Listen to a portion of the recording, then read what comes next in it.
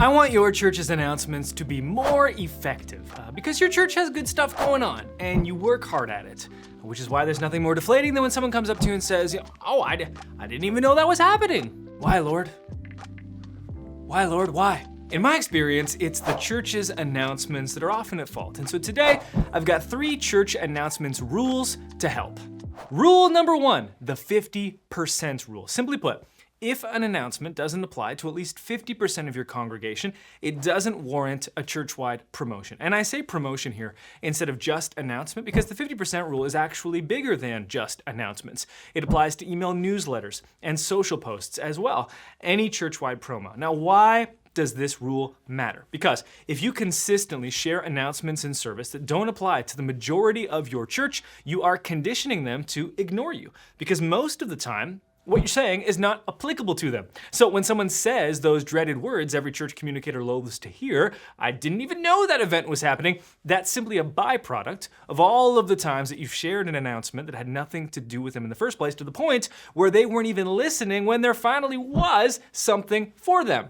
The 50% rule works magnificently at whittling down the overall number of announcements that your church shares each week, which is half of the battle here. We cannot have our church announcement segments dragging on for 15 minutes or longer in service. 10 minutes really should be the upper limit, and I'll emphasize here, the shorter, the better. And trust me when I say, if all you do is install this rule at your church, the 50% rule, you will see dramatic improvement. Even just trimming the fat will translate to greater effectiveness. And that's what we're after here, right? Like the whole point of announcements is to get people involved in the life of the church, taking more steps towards Jesus. If we are actively doing things to hinder that, even if it makes things easier for us as the communicators, as the staff, that's not worth it.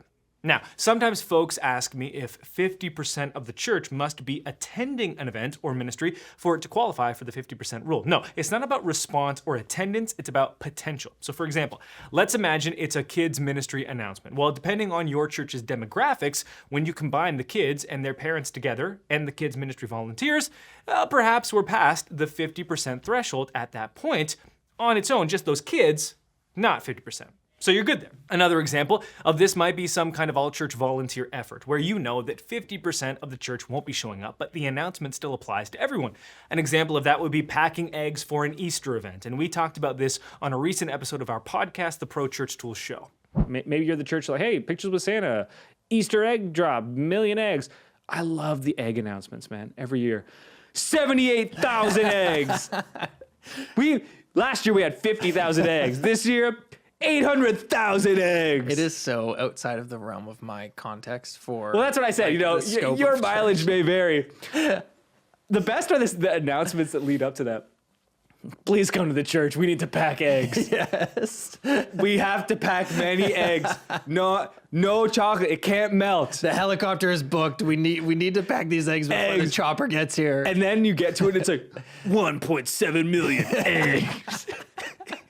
Who's cleaning up the eggs, man? Sprinkled from heaven. No, they weren't sprinkled from heaven. We packed them by hand. My fingers are bleeding. Literally candy grenades. Like you got like the chopper. It's like, drop the bomb. Here come the eggs.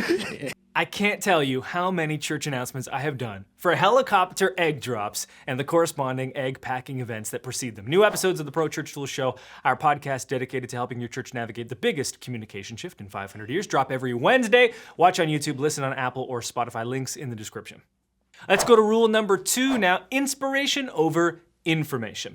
If our first rule is dedicated to what we're announcing, this is about how we're announcing. And many of you probably won't know this about me, but the first product that my company ever offered, and this was more than 11 years ago, when it was just me, was producing video announcements for churches. So churches would send in their scripts over email, and then I'd get on camera and present them, edit them, and send them back over. And so no joke here, I've presented more than 30,000 church announcements over the past decade. And if I've learned anything from those experiences, it is this: inspiration over information. That's what drives attention and response. And to make this rule more useful for you, I've actually turned it into a formula that will work in any church, in any context, for any announcement, because it uses the most powerful form of human communication as its foundation: storytelling. Did you know? Storytelling is the only type of communication that actually forces our brains to focus and pay attention. I'll never forget when I saw this happen right in front of me. My brother and I had returned home to the church that we went to growing up. So we're sitting in the back row, pastor is preaching, and my brother is, on his phone. He's not really paying attention. Then the pastor transitions to telling a story in the middle of his sermon. And on cue, my brother puts the phone down, perks up, and begins paying attention. As if by magic, the story that the pastor was sharing was more compelling than whatever was on his phone at that moment. And to hammer home this point even further, as I shared that story about story, you were almost certainly paying more attention to me than at any other point in the video. Ready for the formula? Here it is. One story plus one next step. Crazy simple. So for example, instead of listing off all of the information about your church's next baptism, what I would do is tell a story about my own baptism experience and then point people to one next step if they're interested in exploring baptism for themselves. Now, to truly see this work, you need to master that second step. It really does make all the difference, because here's what churches tend to do. For one announcement, they'll ask people to talk to the pastor. For another, they'll say, call the church office. For another, it's checking the bulletin or downloading the app or emailing a ministry leader, and it goes on. Sadly, what I see is most churches sabotaging their own announcements with chaotic communications. Each announcement has its own next step. But people won't remember that. What you need is a single destination for every next step. That way, when people are trying to remember what they need to do to respond to sign up for an event or track down the info they need, it's second nature, because every next step goes through the same place in your church. My preference for this is to use the website.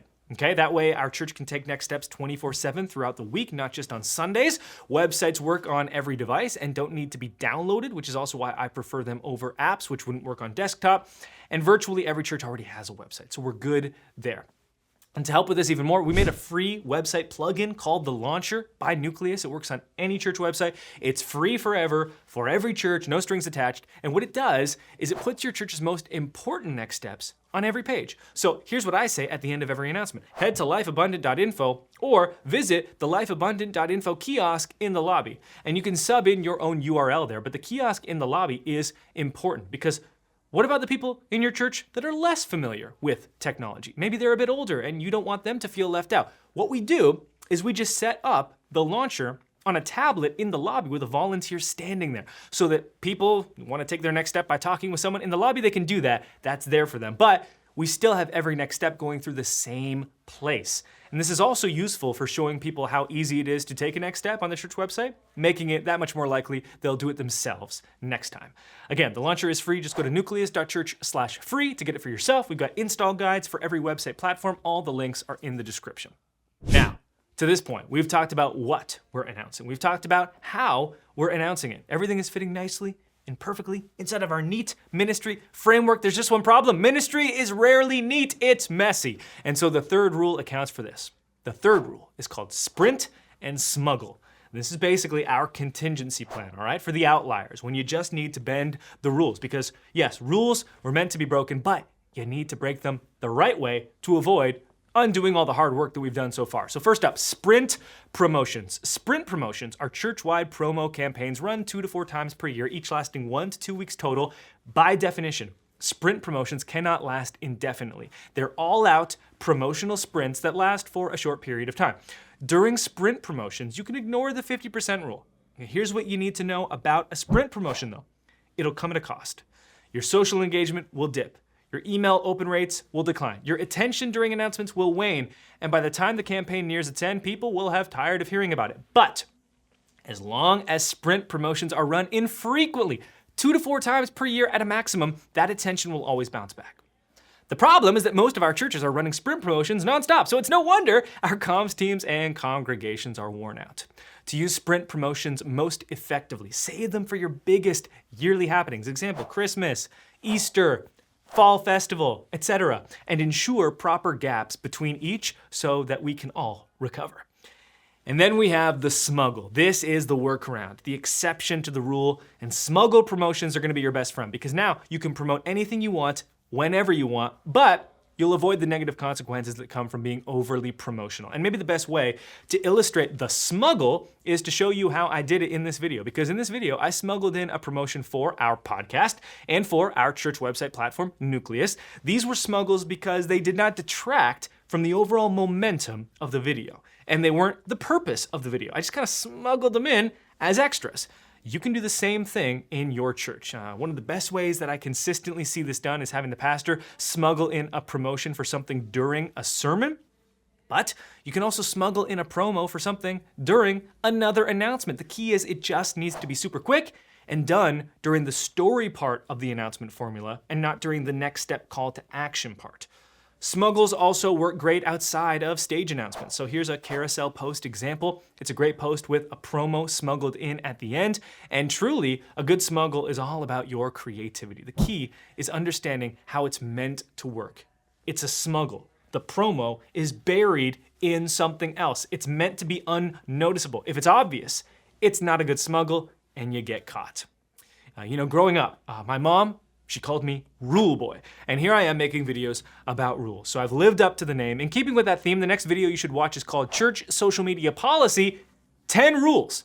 If you like this video, which is 3 rules, you'll love this other one with 10. It's linked on the screen right now. Just click that window. And thanks as always for your time, attention, and trust. We'll talk soon.